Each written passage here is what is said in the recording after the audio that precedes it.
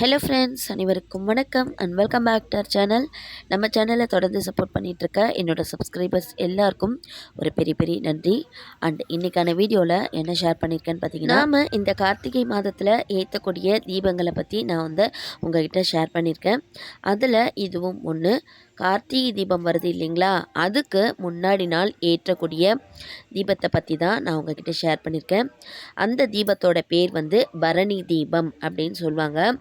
பரணி தீபம்ன்றது பரணி தரணியை ஆளும் அப்படின்னு சொல்லுவாங்க. நமக்கு எல்லாருக்குமே தெரிஞ்சது தான் அது. அந்த பரணி தீபத்தை பற்றி தான் உங்ககிட்ட ஷேர் பண்ணியிருக்கேன். பரணி தீபம் ஏற்றுறதுனால என்ன நற்பலன் பார்த்தீங்கன்னா, நம்மளுடைய முன்ஜென்ம பாவங்கள் எல்லாமே விலகிடும். முன்னோர்களோட ஆசி கண்டிப்பாக நமக்கு கிடைக்கும்.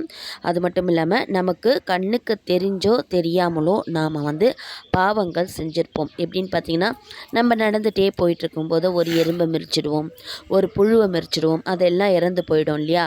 அதுதான் நம்ம கண்ணுக்கு தெரியாமல் பாவங்கள் செய்கிறது.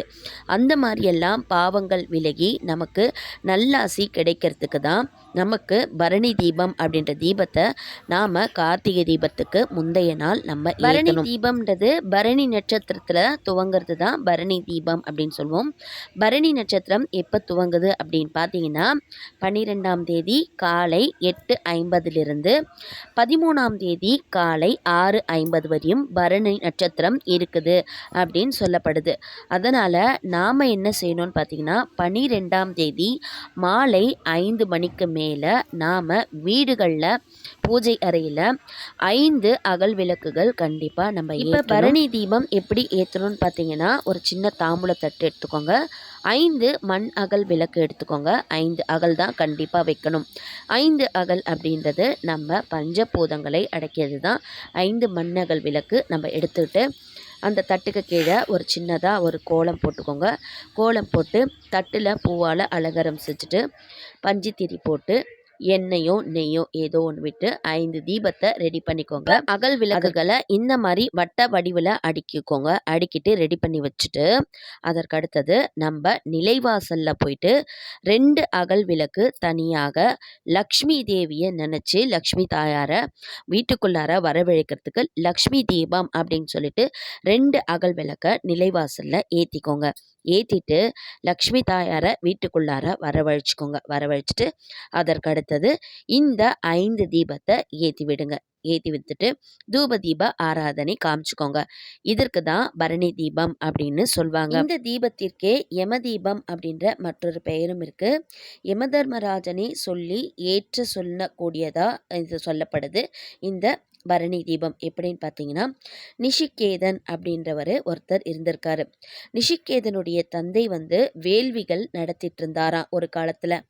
அப்போ என்ன பண்ணியிருக்காரு, எல்லா பொருளையும் எடுத்து மற்றவங்களுக்கு தானமாக கொடுத்துட்டே இருந்திருக்காரு.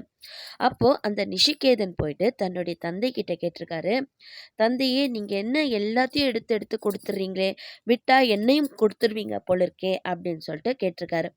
அதற்கு அவருடைய தந்தை, ஆமாம் நான் உன்னை கூட தான் கொடுத்துடுவேன் அப்படின்னு சொல்லியிருக்காரு. சொல்லிட்டு என்ன பண்ணியிருக்காரு, இந்த நிஷிகேதனை போயிட்டு யமதர்மனுக்கே உயிரோட எடுத்து கொடுத்துட்டார். அந்த நிஷிகேதன் மேலோகத்தில் யமதர்மராஜா கிட்ட ரொம்ப கேள்விகள் கேட்டிருக்காரு.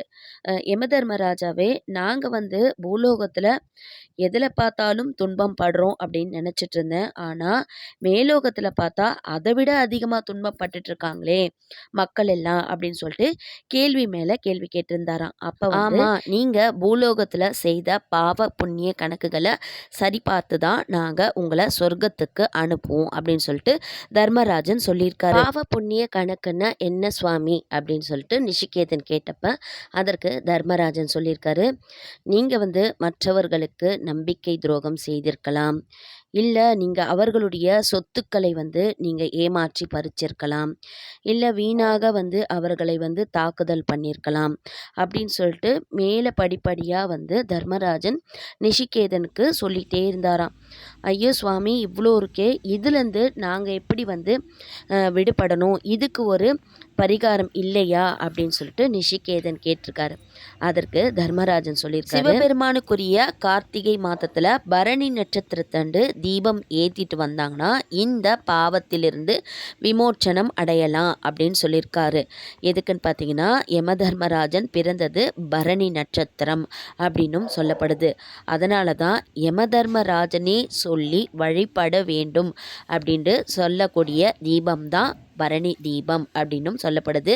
திருவண்ணாமலையில் கார்த்திகை தீபம் அன்று காலை 5 மணிக்கெல்லாம் கோவில்களில் ஏற்றுவாங்க அப்படின்னும் சொல்லப்படுது.